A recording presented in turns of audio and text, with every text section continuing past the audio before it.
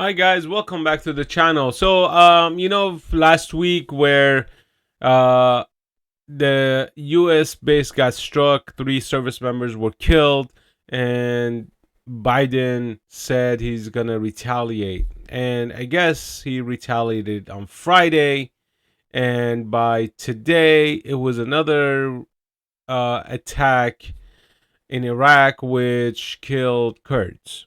So, the media has been very silent about this. The only thing you're gonna see is it's in the news, online, but nothing in the mainstream media. So let's read about this. What to know about the U.S. strike in Iraq and Syria, and its attack with the UK in Yemen. Attacks with the UK. Anyways, Beirut. British forces on Saturday joined their American allies in new attacks against militia in Yemen. The U.S. military earlier launched strikes on dozens of sites manned by Iran-backed fighters in western Iraq and eastern Syria in retaliation with drone strikes in Jordan in late January that killed 3 U.S. service members and wounded dozens. Tensions have been rising in the region since the Israel-Hamas war started on October 7th. A week later, Iran-backed fighters who are loosely allied with Hamas began carrying out drone and rocket attacks on bases housing U.S. troops in Iraq and Syria. A deadly strike on the desert outpost known as Tower 22 in Jordan near the Syria border further increased tension. Now,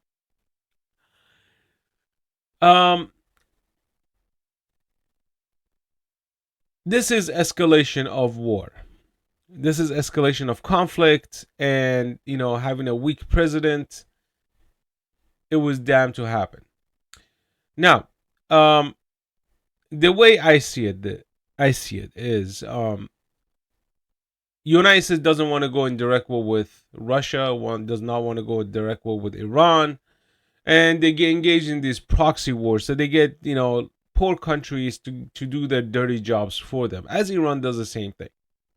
An interesting conversation I've had was, a Democrat was telling me that they are pro-Israel, and what happened by Hamas was a travesty, was a disaster, and blah blah blah blah blah. I was like, well, this is what happens when you have an administration that openly gives these people money, like Iran.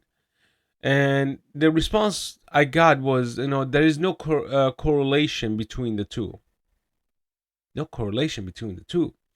So you say it's Iran backed, and Iran gets money released to them in in millions and billions, and you tell me there's no correlation. So this is the mind so high of being a Trump deranged person, right? So when they say there's no correlation, the conversation drops right there. There's nothing more I could tell or say that's gonna change the outcome of that conversation.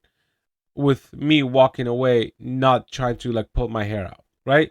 So this is the mindset of some liberals.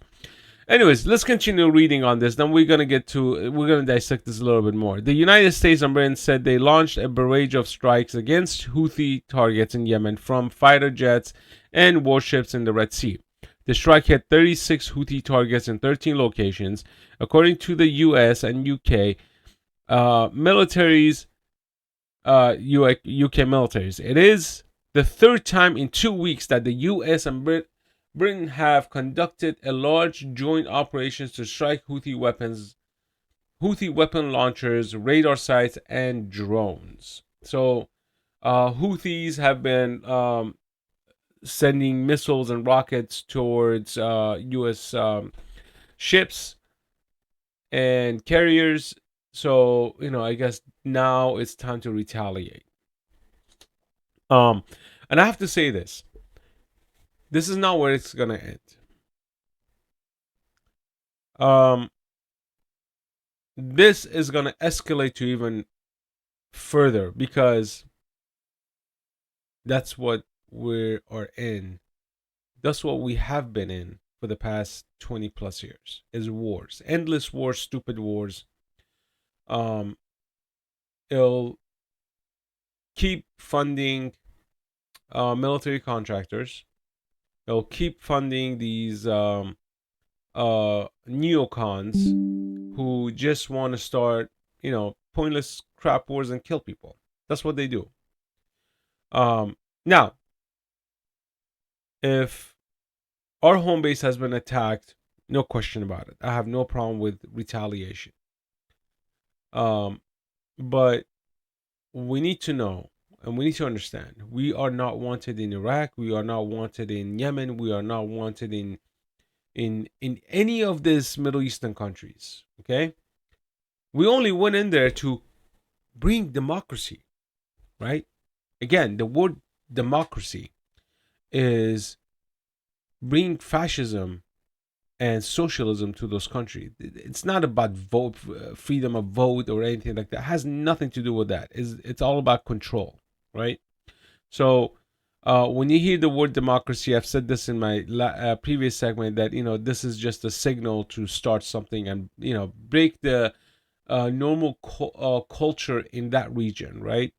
So Libya, Yemen, Iraq, Afghanistan, Pakistan, probably Iran. And again, I'm not siding with Iranian regime whatsoever, but I'm just saying Iran has the upper hand in that region, being the most advanced, and it's not a third world country. It's near first world country in that region. Then you got Russia. So we are not the winners at this point. United States is not winning. We have not won a war in a very, very, very long time. Very long time. Everything you see is a loss. Everything you see is a loss. Afghanistan was a loss. Iraq was a loss. Yemen is a loss. Libya is a loss. Any country that United States has touched to say, oh, we're gonna bring these people some peace and quiet and democracy and whatever the hell excuse they use, it's been screwed up because of these dumb politicians like what's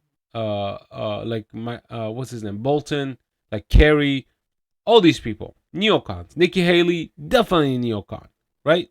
So this is gonna continue. And here it goes on what jets were used, who was targeted in Syria and Iraq. They're going to like, oh, we targeted this militia group, right? The strike on Friday came in retaliation for the drone strikes that killed 3 U.S. troops in Jordan on January 28th. U.S. forces struck 85 targets in 7 locations in a strategic region where thousands of Iran-backed fighters are deployed to help expand Iran's influence from Tehran to the Mediterranean coast. Now, Tehran and Mediterranean coast, Iran has been influencing those regions for decades.